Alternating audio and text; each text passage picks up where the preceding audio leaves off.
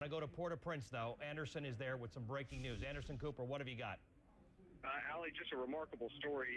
A little boy has been brought here to General Hospital where I am. His name is Monley Elise.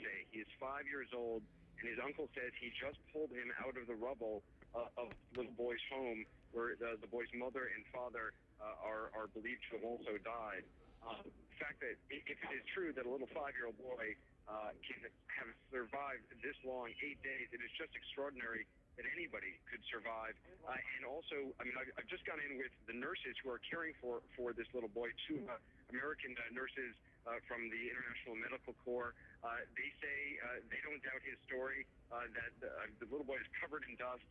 The little boy, it looks clearly disoriented. He is saying he's thirsty.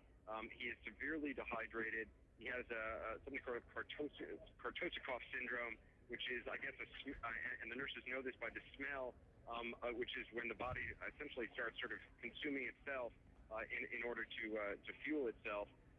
This little boy, the uncle says he doesn't think he had access to food or water, though he doesn't know for sure. He found him in a small void space as he was digging through the rubble of this little boy's home.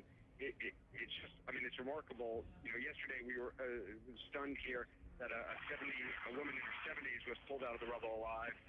Today, a 5-year-old boy, his uncle says he pulled him out around 12:30 and brought him to the hospital, and he's been here now for about an hour, and he's being cared for very well by these doctors with the International Medical Corps.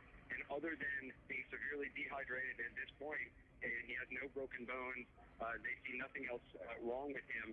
They think he's going to make it.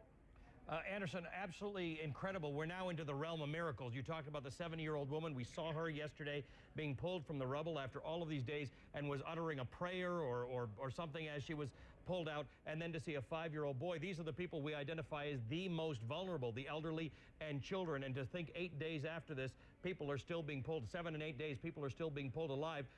Obviously, from what you're seeing around you, this is not the norm now. We've moved into a different stage of this this rescue where we're trying to get medical care and food and water to people.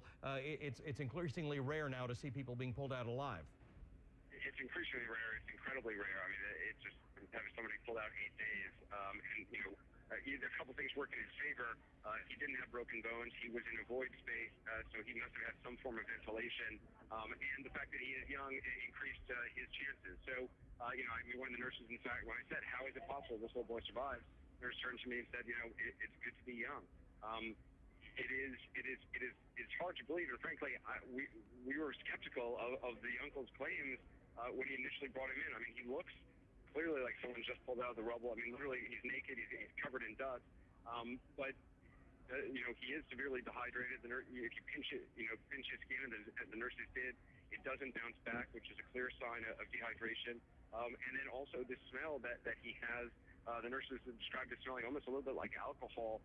It's the smell that comes from the skin, and it comes from inside. And again, it's the body consuming itself. But it is, it's extraordinary. This little boy, he is so calm. He's sort of staring off into the distance. He doesn't quite look at you. His eyes sort of don't focus exactly on individuals. But he just keeps repeating, "I'm thirsty, I'm thirsty." At one point, he even said he was hungry, which the nurses also took as a very good sign that you know, he would have an appetite.